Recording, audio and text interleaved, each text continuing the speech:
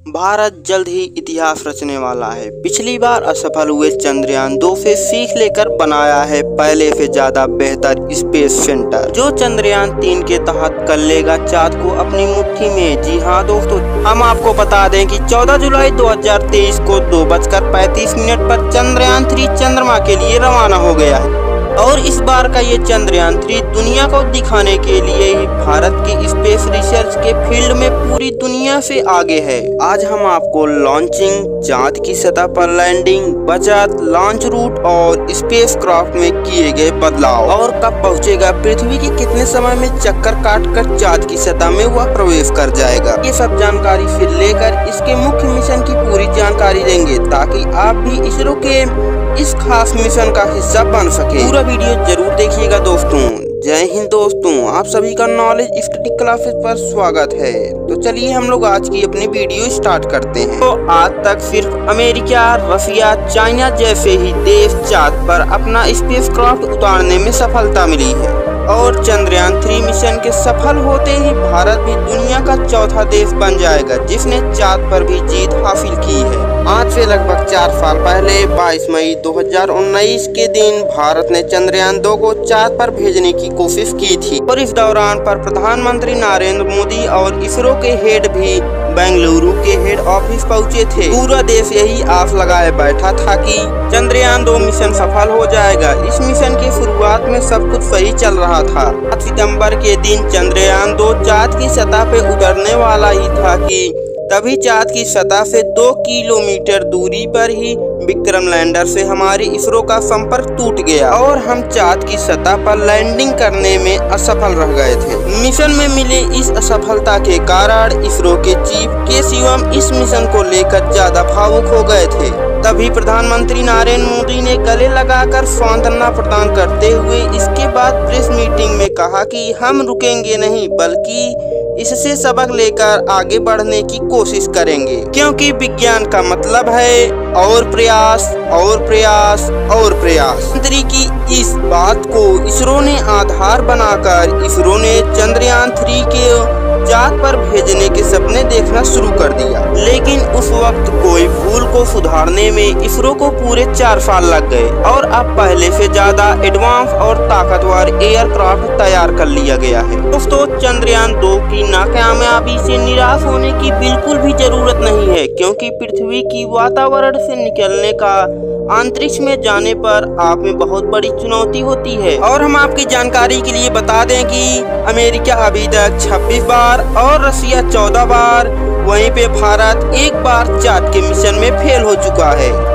लेकिन भारत ने अपनी असफलता से सीख लेकर चंद्रयान 3 का सफल होना तय माना जा रहा है। इस मिशन पर बात करते हुए इसरो के चीफ एस शोभनाथ ने कहा था कि चंद्रयान 2 मिशन भले ही हम असफल हुए थे, लेकिन बड़ी बात यह है कि इससे हम सीख लेकर आगे बढ़ते हैं। उन्होंने कहा था कि असफल होने का बिल्कुल यह मतलब नहीं है कि कोशिश करना बंद कर दें। चंद्रयान 3 मिशन से भी हमें बहुत कुछ सीखने को मिलेगा और इस बार हम इतिहास रच देंगे। जी हाँ दोस्तों, 14 जुलाई को 2:35 पर इसरो के आंध्र प्रदेश के श्रीहरिकोटा में स्थित सतीश धवन स्पेस सेंटर से चंद्रयान 3 को लॉन्च कर दिया गया है। इसरो के मुताबिक चंद्रयान 3 को भी उसी रास्ते से चांद पर भेजा जाएगा जो चंद्रयान 2 का था। साथ ही इसे चंद्रमा के दक्षिणी ध्रुव पर उतारा जाएगा जहां पर चंद्रयान 2 को उतारने जाने वाला था। हम सभी यह कह सकते हैं कि चंद्रयान 3 अपने पिछले साथी चंद्रयान 2 का बचा हुआ मिशन पूरा करेगा। हालांकि दोस्तों, चंद्रयान 3 में कई सारे बदलाव किए गए, जैसे स्पेसक्राफ्ट में कोई ऑर्बिट नहीं है बल्कि इस बार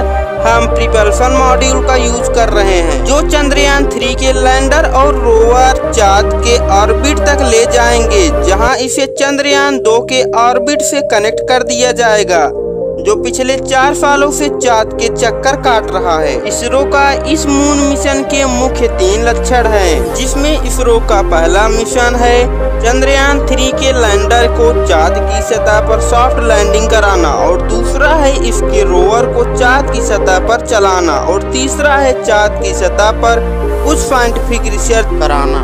अब एक एक करके इन तीनों के बारे में हम विशेष चर्चा करेंगे। इसमें पहला है लैंडिंग के बारे में। लैंडिंग दो प्रकार से की जाती है, एक सॉफ्ट लैंडिंग और हार्ड लैंडिंग। जिसमें हार्ड लैंडिंग अंतरिक्ष में मौजूद ग्रह और उपग्रह पर तेजी से लैंडिंग करता है, सतह से टकराकर उसके क्रैश होने की संभावना बढ़ जाती है। और हार्ड लैंडिंग में ज्यादातर स्पेसक्राफ्ट से हमारा संबंध टूट जाता है, या तो वे एक जगह पड़े रहते हैं। और यही समस्या चंद्रयान 2 के विक्रम लैंडर के साथ हुई थी। यही कारण है कि कोई स्पेस एजेंसी अपने स्पेसक्राफ्ट को हार्ड लैंडिंग नहीं करवाना चाहता है। कई बार तकनीकी समस्या के कारण ऐसी लैंडिंग हो जाती है और ज्यादातर मामलों में मिशन फेल हो जाता है। दूसरी तरफ सॉफ्ट लैंडिंग में स्पेसक्राफ्ट को उपग्रह या ग्रह पर बिल्कुल धीरे धीरे उतारा जाता है, जिससे उसके पार्ट डैमेज होने के चांसेस कम हो जाते हैं। इसीलिए चंद्रयान 3 को सॉफ्ट लैंडिंग के लिए तैयार किया गया है, जिससे इसके पार्ट डैमेज नहीं होंगे और यह फिर से उड़ान भरकर अपने ऑर्बिट में जुड़ जाएगा। और अब हम दूसरे लक्ष्य यानी कि रोवर को चाँद की सतह पर चलाने की बात कर लें तो इसके रोवर का नाम प्रज्ञान रखा गया है, जिससे लैंडिंग के बाद चाँद की सतह पर उतार दिया जाएगा। इस रोवर में कई सारे नेविगेशन कैमरे और एनर्जी के लिए सोलर पैनल और कम्युनिकेशन के लिए एंटीना लगाए गए हैं और इसका वेट लगभग 27 किलोग्राम है। यह चाँद की सतह से डेटा कलेक्ट करके लैंडर को भेजेगा और लैंडर इस डेटा को ऑर्बिट तक भेजेगा, जहां से ये डेटा इसरो के ग्राउंड रिसर्च सेंटर पर पहुंचेगा। इस मिशन के तीसरे मिशन की बात करें तो चंद्रयान 3 का लैंडर चाँद के दक्षिणी ध्रुव पर लैंड करेगा, जहां अभी तक कोई स्पेसक्राफ्ट नहीं गया। लैंडर और रोवर चाँद के तापमान की जांच करेगा और चाँद की सतह पर होने वाली भूकंपीय घटनाओं की जांच करेंगे। साथ ही ये चाँद के वातावरण में गैस और प्लाज्मा की जांच करेंगे। इसके अलावा कई साइंटिफिक रिसर्च की जांच भी की जाएंगी। मिलाकर इसरो चाँद से वो डेटा कलेक्ट करेगा जो चाँद पर मानव बस्ती बसाने की कोशिश को एक कदम और आगे ले जाए। चंद्रयान 3 का लैंडर एक लूनर दिन तक रहेगा, जो कि पृथ्वी के 14 दिन के बराबर है। इसके बाद यह फिर से उड़ान भरकर ऑर्बिट के पास आ जाएगा।